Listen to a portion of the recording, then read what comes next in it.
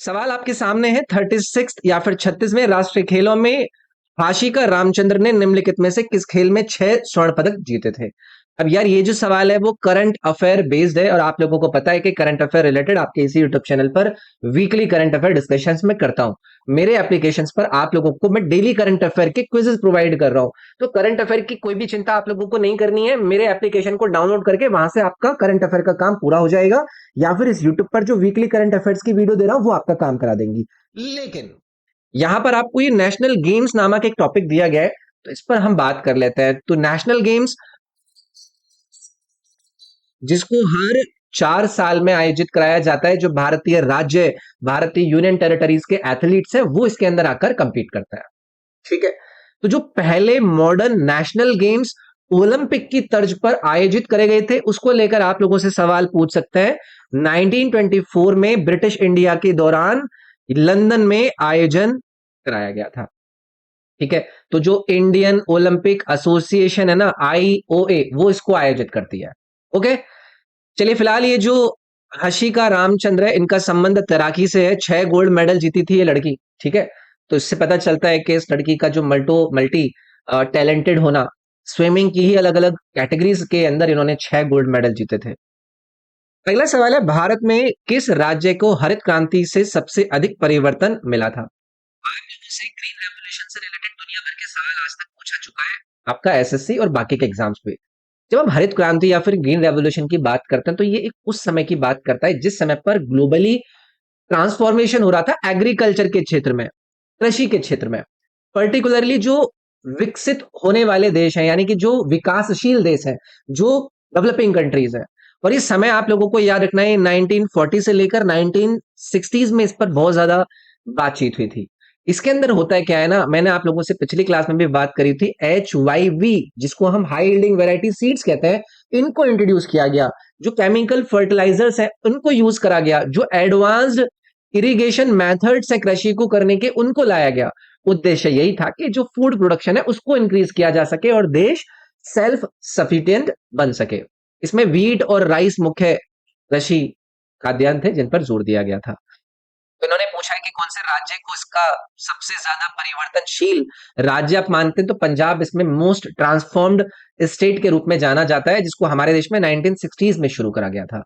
पंजाब का बहुत ही significant agriculture productivity में आपको इंक्रीज देखने के लिए मिलता है, पर्टिकुलरली गेहूं और राइस को लेकर। ठीक है। चलिए जी आगे बढ़ेंगे। मुंबई बंदरगाह पर दबाव कम करने के लिए निम्नलिखित में से किस बंदरगाह को एक उपग्रह बंदरगाह के रूप में विकसित किया गया। उपग्रह नहीं, एक मुंबई पोर्ट के रूप में, मतलब मुंबई पोर्ट का जो प्रेशर है उसको रिलीव करने के लिए एक सैटेलाइट पोर्ट डेवलप करा गया है। तो ये भी एक प्रकार से ना करंट अफेयर रिलेटेड भी सवाल है, क्योंकि ऐसे जो पोर्ट होते हैं ना वो चर्चा में रहता है कि वहां पर ट्रैफिक हो रहा है तो उसके सैटेलाइट पोर्ट पर आप इसको, जो भी ट्रैफिक मुंबई पोर्ट पर आ रहा है उसको डाइवर्ट कर दीजिए। और ये स्टैटिक रूप में भी बेहद ज्यादा इंपॉर्टेंट है। तो आपको यहाँ पर नजर आ रहा है जवाहरलाल नेहरू पोर्ट। इसको लेकर आप लोगों से कई बार सवाल पूछे जाते रहते हैं कि इसका एक और नाम है, वो दूसरा नाम बताइए। तो इसमें नहावा शेवा करके इसका दूसरा नाम है, मैं यहाँ पर लिख देता हूं, नहावा शेवा। इसको कब कमीशन करा गया था, तो ये भी अगर कल को ये आपसे पूछ ले तो 29 मई, डेट याद ना रहे तो एटलीस्ट 1989 याद रखिएगा। तो कंट्री के जो कंटेनाइज्ड कार्गो होता है उसका लगभग 50 से 60% ये आपका जो ट्रैफिक है उसको हैंडल करता है। याद रखोगे इसको। चलिए भाई आगे बढ़ता है। निम्नलिखित में से कौन भारत के सबसे कम समय तक सेवा देने वाले प्रधानमंत्री थे। फिर भी आप लोगों से अगर हिस्ट्री, पॉलिटी, ज्योग्राफी या फिर जीके पढ़ाने की बात होती है ना, तो आपसे कहा जाता है कि राष्ट्रपति, प्रधानमंत्री, जो इंपॉर्टेंट कॉन्स्टिट्यूशनल पोजीशंस है उन कॉन्स्टिट्यूशनल पोजीशंस पर अपना रोल अदा करने वाले जितने भी पर्सनालिटीज रहे हैं उनकी पॉलिटिकल पार्टी, उनका कार्यकाल जैसी बातें याद करने के लिए सजेस्ट किया जाता है। तो यहाँ पर आपको एक नाम नजर आ रहा है, गुलजारी लाल नंदा जी का। तो इनको आप 2 बार भारत के प्रधानमंत्री पद पर आता हुआ देख चुके हैं। दो दो बार पद पर आने में इनका जो पहला टर्म है वो आपका शुरू होता है 27 मई 1964 को, और ये खत्म हो जाता है 9 जून 1964 को। ठीक है। जवाहरलाल नेहरू जी की डेथ होने के बाद इनको बनाया गया था। तो याद रखेंगे, इसी वजह से इनको जो टर्म है वो शॉर्टेस्ट टर्म के रूप में जाना जाता है। और इनका जो सेकंड टर्म है वो भी बहुत ज्यादा बड़ा नहीं है, वो शुरुआत होती है 11 जनवरी 1966 से और ये रहते हैं इसमें 24 जनवरी 1966 तक। ठीक है, इसमें इस समय में लाल बहादुर शास्त्री जी की डेथ हो गई थी। तो याद रखेंगे किसकी हम बात कर रहे थे, गुलजारी लाल नंदा जी की बात कर रहे थे। तो ये जो दोनों टर्म है अगर हम इनको कंबाइन भी करें तो ये कहेंगे कि शॉर्टेस्ट सर्विंग प्राइम मिनिस्टर है इंडिया के, जिसमें टोटल 26 डेज तक ही भारत के प्रधानमंत्री रह पाए थे। चलिए आगे बढ़ेंगे भाई। मथुरा कला शैली के संदर्भ में निम्नलिखित में से किस काल में कार्तिकेय, विष्णु और कुबेर जैसे ब्राह्मण देवताओं की मूर्तियां बनाई थी? In the context of Mathura school of art, आप लोगों को अपने एंशियंट इंडियन हिस्ट्री के डिस्कशन के अंदर मैंने प्रॉपर जितने भी स्कूल ऑफ आर्ट है उन पर भी चर्चा करी थी कि वो किससे इन्फ्लुएंस है, किसके दौरान वो फ्लरिश होती हैं। आप लोगों को मैंने बताया था कि जो मथुरा स्कूल ऑफ आर्ट है इसको फ्लरिश होता हुआ देखा जाता है कुषाण डायनेस्टी के दौरान, स्पेशली जो कनिष्क और हुविष्क हुआ करते थे उन रूलर्स के दौरान। तो ये वो समय है जिस समय में कई सारे आपको ब्राह्मणिकल डाइटीज के स्क्रिप्चर्स सामने आता हुआ आप देखते हैं, जिसमें कार्तिकेय भगवान, विष्णु, कुबेर, इनकी आपको छवियां देखने के लिए मिलती हैं। एक सवाल आप लोगों से पहले भी मैंने डिस्कस किया था कि ये जो मथुरा स्कूल ऑफ आर्ट है इसकी स्पेशलिस्ट या फिर एक कैरेक्टरिस्टिक है इसका, वो बताइए। तो इसके अंदर जो स्कल्पचर्स बनाए जाते हैं ना वो रेड स्टोन के बनाए जाते हैं। ठीक है, तो याद रखिएगा भाई। ठीक है, आगे बढ़ेंगे। निम्नलिखित में से किस स्थिति में सरकार घाटे का बजट चलाती है? In which of the following situations does the government run a deficit budget? Situation कैसी होगी जब बहुत ज्यादा सिचुएशन बेकार होगी? तो इन चार विकल्प की तरफ एक एक करके देखते हैं। When the government expenditure and revenue both are zero, तब क्या ये डेफिसिट बजट को क्या करते हैं, रन करते हैं? जी नहीं। When government revenue exceeds expenditure, भाई तब क्यों डेफिसिट बजट को रन करेंगे? गवर्नमेंट एक्सपेंडिचर इक्वल्स रेवेन्यू, तब भी कोई मतलब नहीं है। चौथा है गवर्नमेंट एक्सपेंडिचर एक्सीड्स रेवेन्यू, यानी कि जब सरकार का खर्चा उनके रेवेन्यू से ज्यादा हो जाए, भाई तभी तो वो डेफिसिट बजट को रन कर रहे होंगे, है कि नहीं? गवर्नमेंट रेवेन्यू को लेकर पहली चीज आप लोगों को पता होना चाहिए कि इसमें जितनी भी मनी है जो कि सरकार टैक्सेस के जरिए, नॉन टैक्स सोर्सेस के जरिए, किसी पर फाइन लगाने के जरिए, जो इनको ग्रांट मिलती है, इनके इन्वेस्टमेंट्स के जरिए प्राप्त करता है, वो होता है गवर्नमेंट का रेवेन्यू। और जो गवर्नमेंट का एक्सपेंडिचर है जिसमें ये व्यय करते हैं उसमें इनकी सारी की सारी स्पेंडिंग, जैसे कि किसी वस्तु पर, किसी सेवा पर, पब्लिक प्रोजेक्ट पर ये खर्च करते हैं, वो इनका खर्चा है। और फिर ये बात आती है आपका बजट डेफिसिट। ये क्या है? बजट डेफिसिट तब होता है जब जो खर्चा है वो ज्यादा हो जाए जितना आपके पास रेवेन्यू आ रहा है उससे। तो ये फाइनेंशियल हेल्थ को इंडिकेट करता है किसी भी सरकार की। तो यहां पर आपका ये चौथा वाला जो ऑप्शन था ना, ये करेक्ट हो जाता। चलिए आगे बढ़ेंगे भाई। सांगपो और जमुना किस नदी के अन्य नाम है? सभी लोग एक ही स्वर में आंसर कर देंगे, ब्रह्मपुत्र। बहुत आसान सवाल है भाई। Brahmaputra one of the major river है पूरे विश्व की, जिसकी टोटल लेंथ अप्रोक्सीमेटली आप लोगों को पता होनी चाहिए, लगभग 2900 किलोमीटर की इसकी टोटल लेंथ है। अलग अलग रीजन से होकर गुजरती है, जैसे कि तिब्बत की जब बात होती है तो वहां पर वो सांगपो से होकर गुजरती है। उसके बाद चाइना को लेकर अगर पूछा जाए तो वहां पर आपको याद रखना है यारलंग। ये कौन सा रीजन है? ये चाइना का रीजन है और इसी नाम से इसको वहां पर जाना भी जाता है। फिर बांग्लादेश में जमुना। तो ये अलग अलग नाम इसको मिलते हैं। ब्रह्मपुत्र याद रखना है। भारतीय राष्ट्रीय आंदोलन के दौरान संयुक्त राज्य अमेरिका के सैन फ्रांसिस्को में निम्नलिखित में से किस पार्टी की शुरुआत करी गई थी? अगर आप में से कोई भी ऐसा स्टूडेंट शाम को मेरे 8 बजे की ल्यूसेंट कंप्लीट कवरेज सीरीज को ज्वाइन कर रहे हुए है, आप लोगों को मॉडर्न इंडियन हिस्ट्री के चैप्टर्स में करा रहा हूं और वहां पर मैंने एक पार्टी का आप लोगों के साथ डिस्कशन किया था जो कि एक इंडियन रेवोल्यूशनरी ऑर्गेनाइजेशन थी, जिसको प्राइमरली यूनाइटेड स्टेट्स और कनाडा के अंदर इंडियंस के द्वारा स्टैब्लिश किया गया था, फाउंड किया गया था, सो दैट के ब्रिटिश रूल के दौरान जो इंडिया की इंडिपेंडेंस की एक्टिविटीज है वो बाहर भी चलती रहे। इस पार्टी का नाम था गदर पार्टी। तो 1913 में इसको स्थापित करा गया है, कहां पर? San Francisco, California. Punjabi Indians जो सिख फेथ के थे उनके द्वारा इसको स्थापित करा गया था। याद रखोगे? ऑलरेडी डिस्कस कर चुका हूं इस पर, बाकी आगे बढ़ता है। संयुक्त राष्ट्र द्वारा सभी के लिए अच्छे भोजन की पहुंच में सुधार हेतु प्रेरणादायक, विविध और प्रभावशाली समाधान प्रदान करने के लिए सर्वश्रेष्ठ लघु व्यवसाय सभी के लिए अच्छा भोजन के रूप में इतने डॉलर की नगद पुरस्कार राशि जीतने वाला निम्नलिखित में से कौन सा संगठन नहीं है? आप लोग कह रहे होंगे कि सर जी इतनी सारी बात बता दी और लास्ट में भी आप हमसे पूछ रहे हैं कि कौन इसका विनर नहीं है। अब होता क्या है, करंट अफेयर। करंट अफेयर का कभी भी जब डिस्कशन हम पढ़ते हैं तो हमें इस प्रकार की चीजें देखने के लिए मिलती हैं कि भाई ये कोई प्राइज है जिसका नाम है prize small businesses good food for all, जिसको यूनाइटेड नेशंस के द्वारा इंट्रोड्यूस करा गया है। कुछ संस्थाओं को ये दिया गया है क्योंकि उन्होंने हेल्दी और सस्टेनेबल फूड को प्रोवाइड करने के लिए काम किया है, उसके इम्पैक्टफुल सॉल्यूशन पर काम किया है। अब उसमें किस किस को दिया गया है हम याद रखते हैं तो इसमें पतंजलि आपको नजर आएगा, इसको नहीं मिला है ये। ठीक है, पतंजलि के बारे में तो पता ही है, बाबा रामदेव और आचार्य बालकृष्णन जी के द्वारा इसको फाउंड किया गया है। इसके अलावा एडिबल रूट्स प्राइवेट लिमिटेड, ऊर्जा development solutions India private limited और टारू नेचुरल्स, इन तीनों को ये प्राइज मिला है, जिसके बारे में भी ऊपर चर्चा कर रहे थे। ठीक है, तो current affair activity. Okay, castling निम्नलिखित में से किस खेल से संबंधित है? कासलिंग की यहाँ पर बात हो रही है। अब आप में से कई सारे लोग अ, अगर क्रिकेट एक्टिविटीज के अंदर यूज होने वाली जो टर्म्स होती है उनका डिस्कशन करते हैं तो उन जगह पर ऐसी चीजें और ऐसे सवाल आप लोगों से पूछ लिए जाता है। कास्लिंग की कई सारी कंडीशंस होती हैं, तो ये एक ना यूनिक मूव होता है किसमें, आपकी चेस के अंदर। ठीक है, चेस के अंदर इसको यूज होता है। तो इसमें क्या होता है ना, जो राजा होता है और एक यू नो जो रूक्स का एक रूप होता है, उसमें ये आपका रोल अपना अदा करता है। इसी को कास्लिंग के नाम से जाना जाता है। तो एक मात्र ऐसा मूव है चेस के अंदर जहां पर जो दो पीस हैं, किंग और रूक, वो साइमल्टेनियसली मूव करता है। तो ये चेस से संबंधित है यार। ओके, आगे बढ़ेंगे। उत्तर प्रदेश राज्य सरकार द्वारा 2023 में शुरू की गई नंद बाबा मिल्क मिशन योजना की लागत क्या है, जिसका उद्देश्य दूध उत्पादकों को गांव में डेयरी सहकारी समितियों के माध्यम से उचित मूल्य पर दूध बेचने की सुविधा प्रदान करता है। अलग अलग राज्य सरकारों के द्वारा लॉन्च करी जाने वाली स्कीम्स और उनके कुछ कुछ छोटे मोटे फैक्ट के बारे में हमें पता होना चाहिए। करंट अफेयर से रिलेटेड है।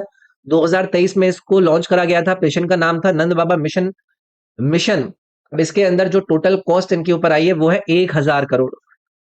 इसमें डी ऑप्शन करेक्ट हो जाता, तो मैं इसको करंट अफेयर वाली कैटेगरी में डालूंगा। ठीक है, अगला है वर्नियर कैलिपर के संदर्भ में आंतरिक जबड़े का उपयोग किसके मापन के लिए किया जाता है? इंटरनल जॉ, आंतरिक जबड़ा नहीं है ये, इंटरनल जॉ करके इक्विपमेंट होता है। ओके, तो in context of the vernier caliper internal jaw का जो यूज करा जाता है वो क्या मेजर करने के लिए किया जाता है? आप में से अगर किसी ने भी ग्रेजुएशन करी होगी, इंजीनियरिंग करी होगी, मतलब बेसिकली किसी भी स्ट्रीम से करी हो, तो आप लोगों को फिजिक्स के अंदर एक एक्सपेरिमेंट कराया जाता है वर्नियर कैलिपर से रिलेटेड। तो इसके ना दो प्रकार के जॉज होता है, एक होता है एक्सटर्नल जॉ और एक होता है इंटरनल जॉ।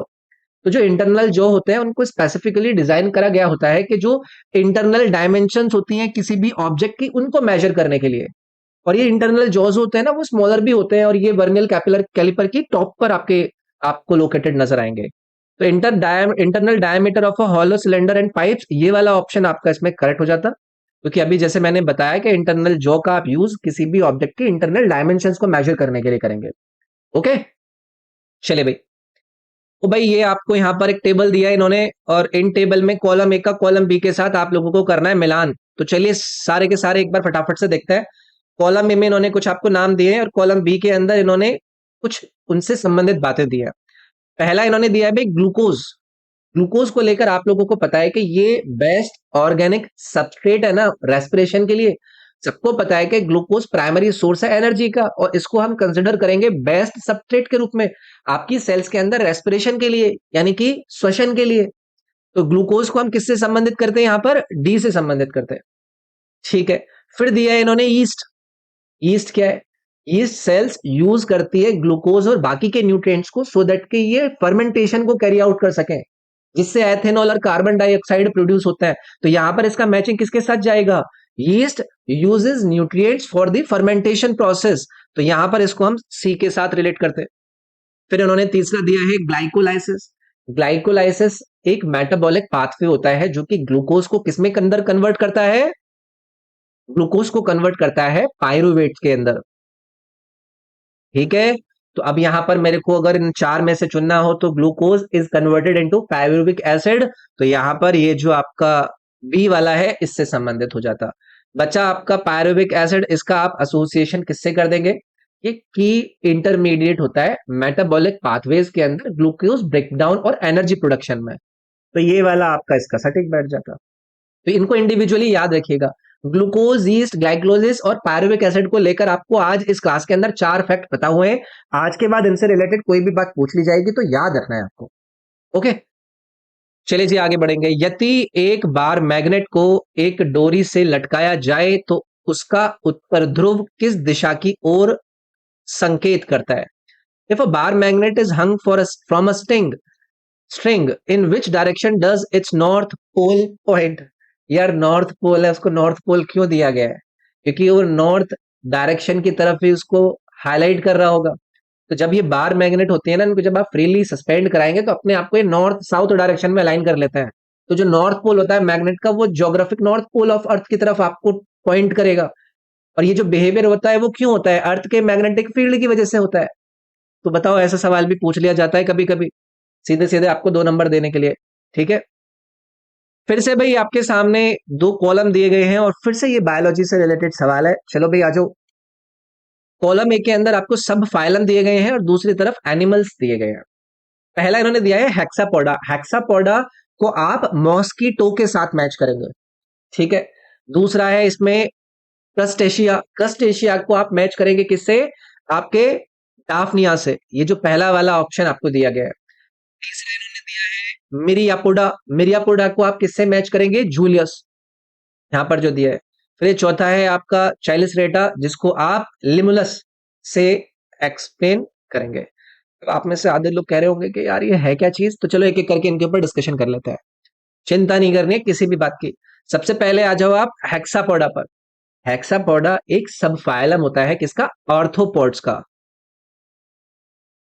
ठीक है, जिसके अंदर आपके कीटाणु आ जाते हैं, इंसेक्ट्स आ जाते हैं, जिनको आप उनकी 6 पैरों की वजह से कैरेक्टराइज करते हैं। तो मॉस्किटो एक प्रकार का इंसेक्ट है जो कि आपका डिप्टेरा कैटेगरी से आएगा, हेक्सापोडा वाली कैटेगरी से। तो इसको मैं मॉस्किटो से रिलेट करता, तो हेक्सापोडा क्लियर। अब दूसरे पर आइए। दूसरा है क्रस्टेशिया। क्रस्टेशिया एक लार्ज सबफाइलम होता है किसका? आर्थ्रोपोड्स का। आर्थ्रोपोड्स का क्या? लार्ज सबफाइलम, जिसमें आपके एनिमल्स आ जाते हैं जैसे कि क्रैब्स हैं, लॉबस्टर्स हैं, श्रिम्प हैं। तो यहां पर इन्होंने डाफिया या ये डेफनिया का नाम दिया था। तो इसको वाटर फ्लीज के को नाम से कॉमनली जाना जाता है, जो कि इस कस्टेसा की सबफाइलम कैटेगरी से बिलोंग करता है। फिर ये है भाई आपका मारियापोडा। ये भी आपका आर्थ्रोपोड्स के सब फाइलम से है, जिसके अंदर आपको मिलीपेडिस और सेंट्रीपेडिस नजर आता है। तो इनको याद रख लीजिएगा, बाकी बायोलॉजी के अंदर इस पर चर्चा करेंगे। अगला सवाल है फुगड़ी नृत्य। फुगड़ी डांस का संबंध बताइए कौन से राज्य से है?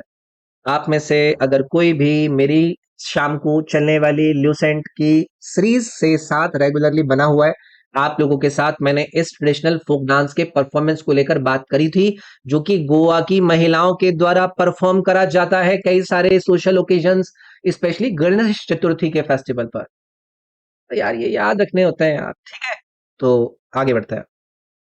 भारतीय संविधान में न्यायपालिका की स्वतंत्रता की अवधारणा किस देश के संविधान से ली गई है? तो यार हमारे कॉन्स्टिट्यूशन की मेकिंग के अंदर बाकी के देशों से लिए गए या बोरो करे गए जो प्रोविजंस है वो हमसे पूछ लिए जाते हैं। तो जुडिशरी की इंडिपेंडेंस को लेकर ये पूछ रहे हैं, तो ये यूनाइटेड स्टेट्स की कॉन्स्टिट्यूशन का एक फंडामेंटल प्रिंसिपल है। इसमें अमेरिका आप लोगों को आंसर मार्क करना है भाई। तो यूनाइटेड स्टेट के अंदर जो न्यायपालिका है वो इंडिपेंडेंट ब्रांच होती है सरकार की, जो कि एग्जीक्यूटिव और लेजिस्लेटिव ब्रांचेस से सेपरेट होती है। और ये जो सिद्धांत है यही तो इंश्योर करता है कि जो न्यायपालिका है वो ऐसे डिसीजंस ले पाए जो कि पॉलिटिकल प्रेशर और उनके इन्फ्लुएंस से फ्री हो। तो इंडियन कॉन्स्टिट्यूशन ने भी इस प्रिंसिपल को अपने अंदर इनकॉर्पोरेट किया, जिससे कि हमारी जुडिशियल सिस्टम को इम्पार्शियल बनाया जा सके, फेयर बनाया जा सके। तो यूएसए करेक्ट आंसर हो जाता है इसका, याद रखेंगे। चलिए आगे बढ़ता है। अगला सवाल है उमायालापुरम के शिवरमन एक प्रसिद्ध संगीतकार हैं जो निम्नलिखित में से किस वाद्य यंत्र से जुड़े हैं?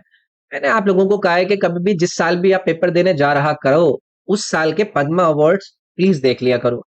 जो पद्म भूषण और पद्मश्री अवार्ड ही होते हैं, क्योंकि पद्म विभूषण वाला तो 4-5 होते हैं, वो तो सब लोग रट ही लेते हैं।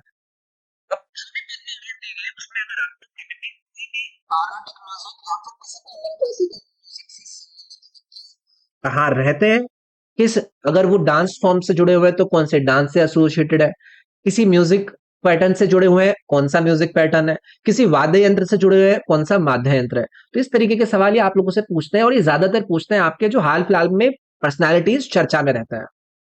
तो ट्रेडिशनल साउथ इंडियन ड्रम है, यहाँ पर आपको दिया गया मृदंगम, इससे आपके संबंधित है, इसके अंदर इनकी मास्टरी रही है।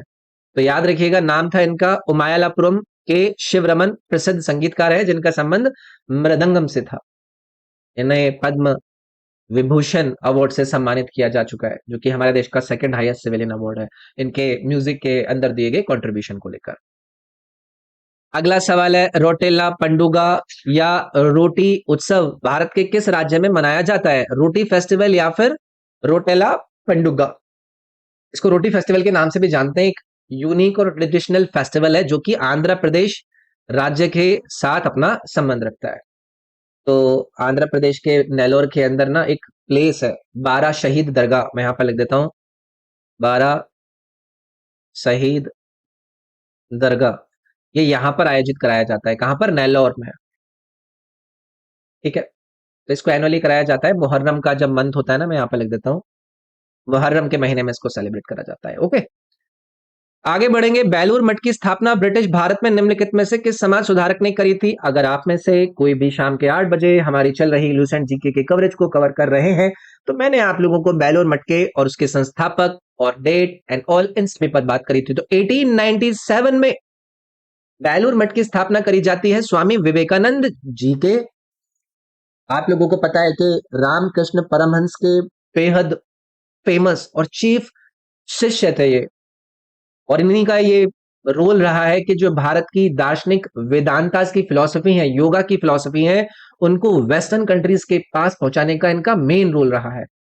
ठीक है, तो ये जो बेलोर मठ है ना, ये फिर बाद में रामकृष्ण मठ और मिशन का हेडक्वार्टर भी बन जाता है। तो याद रखिएगा, स्वामी विवेकानंद जी। अगला सवाल है, नमी से भरी हवाओं से पर्वत के निम्नलिखित में से किस भाग में सबसे अधिक वर्षा होती है? Which of the following parts of the mountains will receive the most rainfall from moisture laden winds? आप लोगों को जब ज्योग्राफी के अंदर मॉनसून पढ़ाए जाते हैं तो आप लोगों को कहा जाता है कि जो विंड वर्ल्ड साइड होती है माउंटेन की, वो साइड होती है जो कि ऑन कमिंग विंड को फेस कर रही होती है, और उसी में आपका सारा का सारा मॉइस्चर भरा हुआ होता है, जिससे यहाँ पर कूलिंग होती है, कंडेंसेशन होता है और यहाँ पर प्रेसिपिटेशन हो जाता है। तो इसको हम कौन सी साइड कहेंगे? विंड वर्ल्ड साइड पक्ष। ये डी वाला ऑप्शन आपका करेक्ट हो जाता है इसमें। ठीक है, चलिए आगे बढ़ेंगे। असम के किस गायक को 2019 में मरणोपरांत भारत रत्न से सम्मानित करा गया था? होता क्या है, वैसे तो ये बहुत ही फेमस पर्सनालिटी है, हम यहाँ पर भूपेन हजारिका जी की बात कर रहे हैं। एक renowned Indian playback singer, lyricist, musician, poet, film maker रहे हैं। संबंध इनका आसाम राज्य से रहा है। भारत रत्न इनको अवार्ड दिया गया 2019 में इनके मरणोपरांत। तो इनकी वॉइस असमीज म्यूजिक और कल्चर को पॉपुलराइज करने में अपना बहुत बड़ा योगदान दिया है। इंडियन म्यूजिक और सिनेमा में भी इनका बहुत बड़ा योगदान रहा है। चंदेरी के मैदिनी राय, मेवात के हसन खान और महमूद लोदी ने अपनी सेनाओं के साथ राणा सांगा से मिलकर निम्नलिखित में से किस मुगल शासक के खिलाफ युद्ध किया था? आप लोगों को फर्स्ट बैटल ऑफ पानीपत का पता है, 1526 में। और मुगल एम्पायर को कौन स्थापित करता है इस पहले पानीपत के युद्ध को जीतने के बाद 1526 में? बाबर। तो यहां पर आपका ऑप्शन नंबर सी बाबर करेक्ट होता, और इसी से तो मुगल एरा की हमारे देश के अंदर शुरुआत होती है। अब इसके अंदर इस महमूद लोदी का साथ देने की वजह से बाबर बाकी के राजपूत रूलर्स के साथ भी जाकर लड़ाई करता है, जैसे कि खानवा के अंदर 1527 के अंदर ये जाकर लड़ाई करता है कि नहीं? राणा सांगा, बाकी के रीजनल रूलर्स जैसे कि मैदानी राय ऑफ चंदेरी, हसन खान ऑफ मेवात, महमूद लोदी, ये अपोज करते हैं बाबर को बैटल ऑफ खानवा के अंदर। तो यहां पर बाबर है भैया। ठीक है, यदि कोई निचली अदालत अपने अधिकार क्षेत्र के बाहर जाकर किसी मामले की सुनवाई करती है तो उच्च न्यायालय या सर्वोच्च न्यायालय द्वारा कौन सी रिट जारी करी जाती है? आप लोगों को मैंने कई प्रकार की रिट पढ़ाई थी। रिट्स क्या होती हैं? एक प्रकार से एक ऑर्डर होता है जो कि कुछ कंडीशंस पर आपकी जारी करी जाती है। सुप्रीम कोर्ट या फिर हाई कोर्ट इनको जारी करता है। तो उन्हीं में मैंने आप लोगों को एक रिट पढ़ाई थी जिसका नाम था प्रोहिबिशन। इसको हायर कोर्ट एक लोअर कोर्ट को इश्यू करता है या फिर एक ट्रिब्यूनल को इश्यू करता है कि भाई अगर उन्होंने अपनी औकात के बाहर जाकर, यानी कि अपनी जुरिस्डिक्शन को एक्सीड करते हुए अपना कोई आदेश दिया हो, तो उस आदेश को उनको वापस लेने के लिए कहा जाता है। तो लोअर कोर्ट के एक्शन को कंट्रोल करने के लिए ये बेसिकली रेट यूज करी जाती है, सो दैट के अपनी बाउंड्रीज को ओवरस्टेप करके ये कोई किसी भी प्रकार का एक्शन। ठीक है, याद रखोगे। अब यहां पर देखो और भी आप लोगों को रिट दी गई है। हेबस कॉर्पस कब जारी करी जाती है? दिस रिट इज इशूड जब कोई पर्सन को प्रोड्यूस करना हो जिसको डिटेन कर लिया गया होता है। हो सकता है वो जेल में डाल रखा हो सकता है किसी ने वो प्राइवेट कस्टडी में डाल रखा हो, तो ये कहा जाता है कि इसको भाई साहब आप कोर्ट के समक्ष लेकर आइए, उस व्यक्ति को रिलीज कीजिए ऐसे डिटेंशन से जो कि इलीगल है। ठीक है। फिर यहां पर एक और रिट दी गई है आपको, क्यू वारंटो। ये रिट इश्यू करी जाती है अगर कोई भी व्यक्ति किसी पब्लिक ऑफिस के ऊपर अपना एक क्लेम डालता है, लीगैलिटी ऑफ क्लेम को इंक्वायर करने के लिए ये रिट इश्यू करी जाती है। तो कोई भी ऐसा व्यक्ति जो कि किसी पब्लिक ऑफिस के अंदर एक्ट कर रहा है जिसको लेकर वो इंटाइटल भी नहीं है, उसको ये रिस्ट्रेन करती है क्वो वारंटो। ठीक है। फिर एक रिट यहां पर आपको दी गई है सर्टियोररी। इसको इश्यू करता है कौन? हायर कोर्ट, उच्च न्यायालय, लोअर कोर्ट को या फिर किसी ट्रिब्यूनल को, कि भैया जो केस है पेंडिंग वो आप कृपया करके उसको क्वैश करिए या फिर उसको आप हमारे पास भेजिए। तो उसमें भी वही है कि अगर अपने जुरिस्डिक्शन को एक्सेस करने का कोशिश कर रही होती है या फिर जुरिस्डिक्शन की कमी होती है, वहां पर लॉ को वो नहीं दे पाते हैं, तो ऐसी कंडीशन में सर्टियोररी रिट को जारी करा जाता है। चलो भाई आगे बढ़ते हैं। यूएनडीपी के अनुसार 2022 में मानव विकास सूचकांक में श्रीलंका की रैंक क्या थी? अब आप लोग मुझसे कहोगे कि सर जी इंडिया की पूछ लेते। अबे श्रीलंका की भी पूछेंगे। देखो होता क्या है ना, ये ह्यूमन डेवलपमेंट इंडेक्स बेहद इंपॉर्टेंट होती है और मैं ये तो कहूंगा नहीं कि आपको सबकी याद रखनी है, लेकिन कृपया करके आप अपने पड़ोसी देशों की एटलीस्ट याद रखा करें। इसके अंदर कई सारे डायमेंशंस होते हैं जिनको कंसिडर किया जाता है। इस पर हेल्थ के ऊपर बात होती है कि हेल्थ में कैसा काम चल रहा है, एजुकेशन पर बात होती है, जो स्टैंडर्ड ऑफ लिविंग है उसको देखा जाता है, फिर ये रैंकिंग जारी करी जाती है। तो श्रीलंका इसमें 73rd नंबर पे था। ठीक है। तो प्लीज ऐसा देख लिया करो कभी कभी, अगर ये पूछ ले। भारत की भी पता होनी चाहिए। तो ये 25 सवाल थे यार।